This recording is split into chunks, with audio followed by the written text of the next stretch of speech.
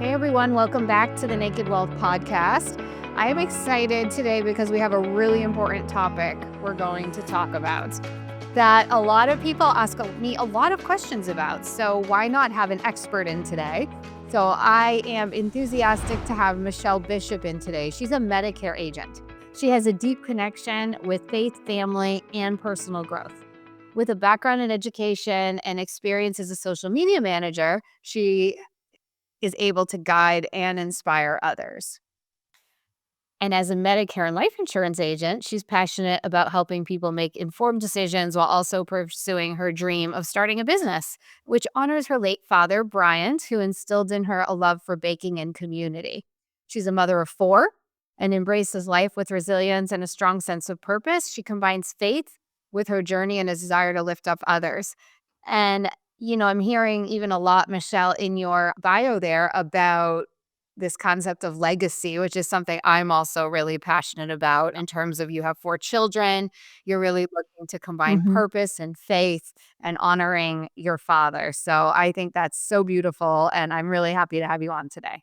Yeah, thank you so much for having me. I'm excited to be here. So how'd you get into the field of Medicare? Well, it's not a romantic story because Medicare is not anything that's super romantic, but long story short, my husband's family started a Medicare brokerage back in I want to say the 80s, maybe the 90s. So my husband grew up around it.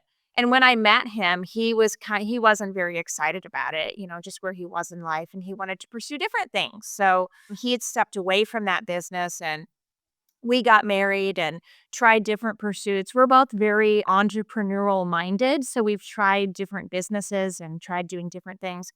And it finally came to the point where it was like we kept coming back to Medicare of like, okay, this is a family business.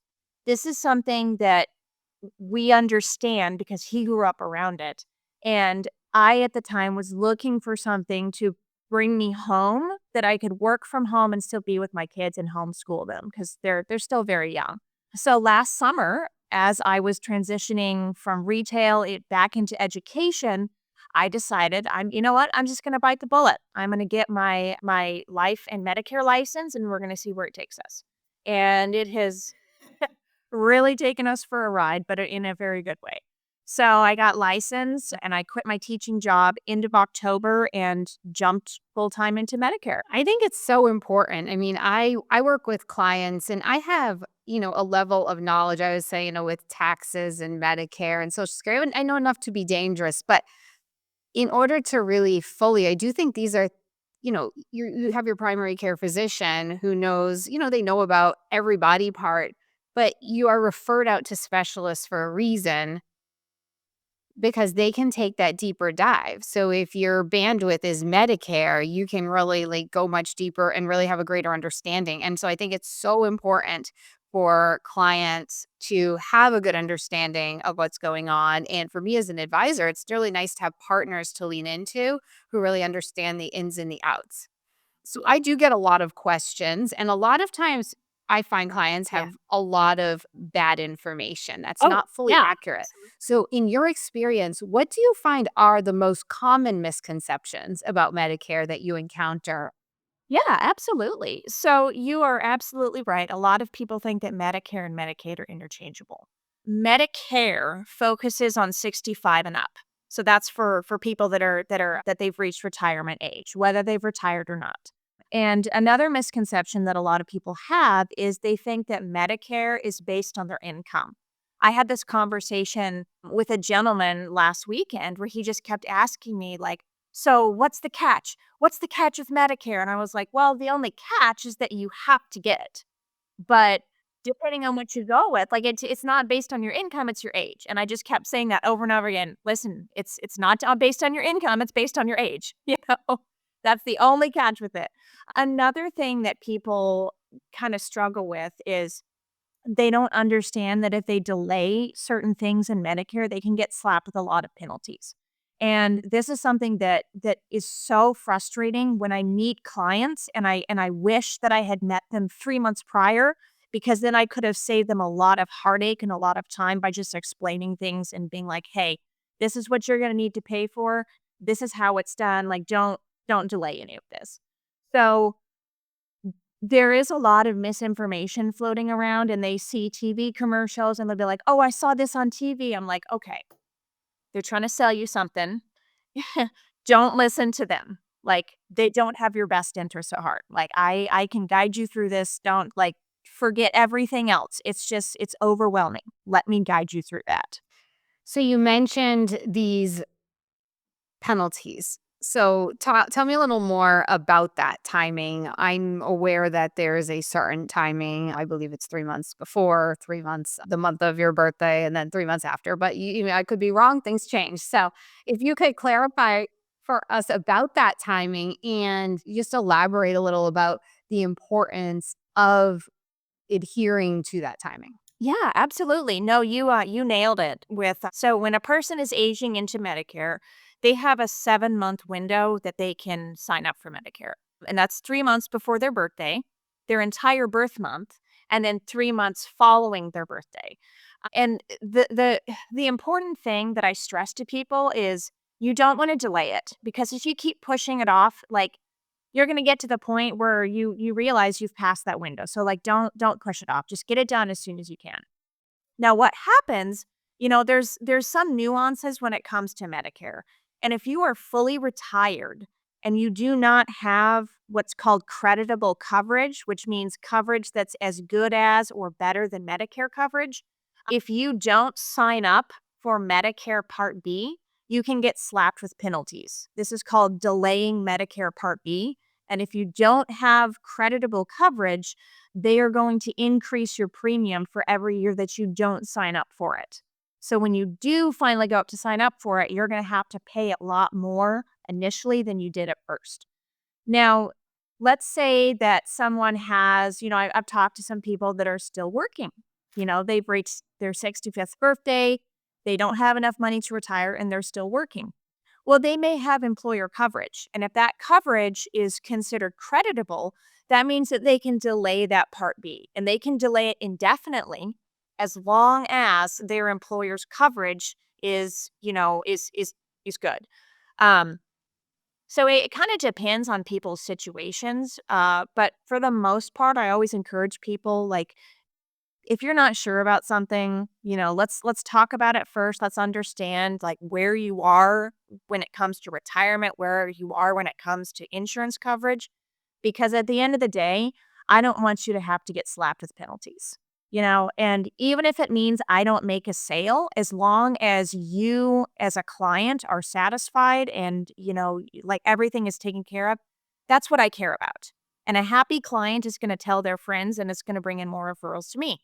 So at the end of the day, no matter what people do, as long as I'm helping them find a good solution, it's good for them and it's good business for me. Yeah, yeah. So as I'm working with clients, I'm on the side where I'm helping them plan for that retirement, or sometimes they come to me and they're in retirement. And in thinking about it, I'm running a lot of projections and looking at costs of, what are your expenses going to be? And so hypothetically speaking, so say I'm turning 65 soon. And so I'm at that enrollment age and I'm still working and I have employer coverage that is credible. Does it ever make sense to pick to like, are you allowed to say they offer a credible coverage? Can you say, I'm not going to accept this credible coverage. I want to go on Medicare. Like cost wise, does that ever work out better? Or is it generally better to stay on? Or I mean, what are the options there? Yeah, no, that's a really good question. And honestly, it depends on how much you're paying for your insurance coverage versus how much Medicare would be. You absolutely can do that. But like I said, it really depends on how much you're paying. Like here's the thing. If you're not paying anything or barely paying anything for your insurance coverage, and then if you sign up for Medicare Part B, you'd have to be paying the 185 a month. Like you really have to weigh it and be like, do I really want to be paying that if I'm going to save more money over here? So it really depends on the individual situation, and I'm never going to lie to people. I'm always going to say like, look, if this is what works best for you, like keep that. You know, your expenses are covered, your health is covered, like don't switch. But if it's going to be cheaper to go onto Medicare Part B, then absolutely do that. Now, if I'm retired and I choose to go on Medicare, so with, I'd say 100% of my clients, I'm finding I see this premium coming out of the Social Security check, right? So you get 2,000, the Medicare's 300, now you're getting 1,700, just hypothetically there. Can Mhm. Medicare Yeah. be paid for within health savings, or is it just the uncovered costs from Medicare that you can use your health savings for? That's actually a really good question, and I'm not sure on that one. Okay. I do know I know that I'm if getting in the weeds with that question. yeah, like like I said, there can be a lot of nuances and it really depends on like each individual situation, but generally speaking, if you're not drawing on Social Security, you're going to be paying for Medicare out of your own pocket. But if you are drawing on Social Security, it just comes straight out of that check. So I'm not entirely sure on that one, but that's a good question, and I can definitely follow up with that. Could you elaborate on the different parts of Medicare? Yeah, absolutely. So it's it's kind of a mess. There's like part A, B, C, D, and F. Part A covers hospital, like hospital stays, inpatient. Part B is outpatient, like doctor referrals network. Part C is it's a supplement and it combines A and B together. So like A plus B equals C. Part D is drug coverage and plan F is original Medicare. Now, original Medicare, it's kind of like the mafia of Medicare because it offers the most protection, but it can be very expensive. Whereas, if you go onto a Medicare Advantage plan, it's going to be a lot more cost effective, but you won't have as much protection. Yeah, those can get very confusing. Even though I have studied and had to pass my own insurance test, I mean, it's sort of like alphabet soup there with the different parts, so it can get really, really confusing. What are you finding there are there any changes coming with Medicare? I mean, I find, like for IRAs, your contribution limits to 401ks, IRAs, those change every year. Is there anything that changes with Medicare, or is it pretty plug and play? And is there anything new you see that's coming up that we should be keeping an eye on? As far as Medicare, thankfully there's not a lot of really big changes. I would say the only thing that's changed this year is that the Part B premium has gone up about $10. So last year people were paying about 174 for the Part B premium. Now it's 185. The other thing that has been done away with as far as Medicare is what's called the donut hole. Now, the donut hole it's related to drug coverage. And what was happening is a lot of people were having to pay like large amounts out of pocket for certain drug coverage. Well, now that they've gotten rid of that donut hole, don't ask me why it's called that because I have no idea. It's a mystery to me. But they got rid of that donut hole, so now people are just paying a percentage on things. Like they're paying just about 25% of the total cost. So it's really helping people to save a lot more money because like there were some people that were paying like copious amounts of money for prescription or brand name drugs, and it was a lot. Hmm. So getting rid of that donut hole has really brought costs down for a lot of Oh, people. okay. That's good. So, if I'm going on Medicare and I've had the same doctor for years and I have a cardiac specialist and maybe I have an oncologist at a certain hospital, how do you work that out? Like, does it happen that people go on Medicare and boom, now I have to change all my physicians? Does everybody take Medicare, or do you kind of go in and shop your doctors? How would you recommend someone approach that? Well, it really depends. Again, it's a nuanced situation. There's some people that they don't have a lot of health problems. They don't really care. They're like, you know what, just get me on the cheapest plan and we'll just go from there. There's other people that say, I have to keep my doctor. I have to stay in that network. So what I do then is I just take the name of their doctor and I take down the names of any drugs they're using and I look up which plans accept that doctor and which plans cover those drugs. And then I just present the options to the clients and be like, hey, this plan, and this plan accept this doctor in this network. These plans do not. And then we just go from there. Yeah, it is so nuanced that, I mean, I feel like the value of having somebody to talk to is huge. I mean, to just like, I don't know, go on wherever, a website or something would be very confusing. I remember I had a period where I was I don't know, shopping health insurance for some reason. I don't remember why, but I went on to in messages with the connector and I went on and I was like, just mind-boggling, and then I had text messages from, a whole bunch of salespeople and agents, and so, like anything else, I think it's important to have somebody that you can trust, that you're not in a sense of, like, desperation, "I have to figure this out," and just someone making a sale, but establishing a relationship of trust to guide you through it, so I think, this conversation is really important. Absolutely. Yeah, and the unfortunate truth is that insurance kind of gets a bad rap because there's a lot of bad apples in the insurance world. And I talk to so many people and it just breaks my heart that they have been taken advantage of by people that just want to line their pockets. So they'll sell them a plan that makes them money, but is not at the best interest of their client. And, you know, a part of the reason why I wanted to go into Medicare was because I've watched that happen to my own mother. When my dad passed away, she went with an insurance agent that, I mean, it, how do I say this nicely?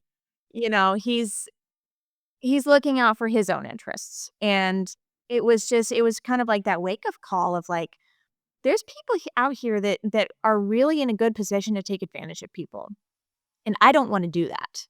And I want to be the person pushing back against that and restoring integrity and honesty to the industry and really seeking to help people and really serve them in a way that that's going to help them and just take the load off of their shoulders. Yeah. I think you hit on an important my next question really was in that service. So you're really looking to serve people, to help them so that they and so it kind of leads me into this stewardship question I wanted to ask you. So, we're called to steward our financial resources, our time resources, our health, our wellness, all those things for greater purpose. So, in your mind, when it comes to healthcare stewardship, where does your head go? What are your So thoughts? I'll just say, like, I would consider myself a very crunchy person. I rebirthed 2 of my 4 children. I don't go to the doctor. I am very holistic minded, but a lot of the world doesn't operate that way. And for a while, I felt like it was my duty to go around and convert people to my way of health, but I realize there's a lot of stuff in play that can make people very resistant to that. So instead of trying to change that, what I do is I meet people where they're at. And if people are interested in pursuing something further and looking at alternative options, like absolutely I can give you, resources and all that, but I'm not going to push that because if you're not in that mindset, it's not gonna serve you for me to come in and be like, "Well, why don't you just stop taking that blood pressure medication and take this holistic thing instead?"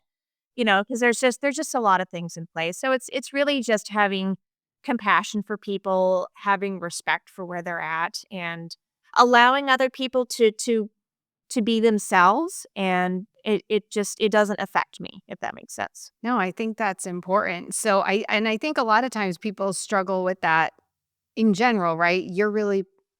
I struggle with it in my marriage, right? I'm really passionate about something, so I assume everybody and my husband must be too, right? So you impose this will on somebody, and your interests are pure, but these things have to come from yourself. So, I mean, but if you can, equipping yourself and equipping others to help themselves, they can come to you with questions when they're ready and ask those questions and you can guide them without the pressure to conform because we all have a different way of viewing the world and doing things and I think it's great that you're servicing and serving clients who may not fully align with you medically, but you know that they're doing their due diligence and their best for their path. Absolutely. Yeah, absolutely. And at the end of the day, it's not my job to change someone's mind on their health. Like it's a deeply personal journey and it really depends on what a person wants to do.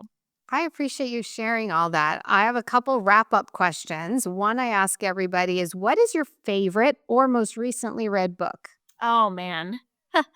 I am a self-help girl to the core. So I'm always reading books. I just read a book. It was called adult children of emotionally immature parents. I won't go into too much detail there, but it was a really good book, just, helping adult children with strained parental relationships and help me see my parents in a different light and to be more compassionate and understanding towards, the experiences that I had growing up and the strained relationship now.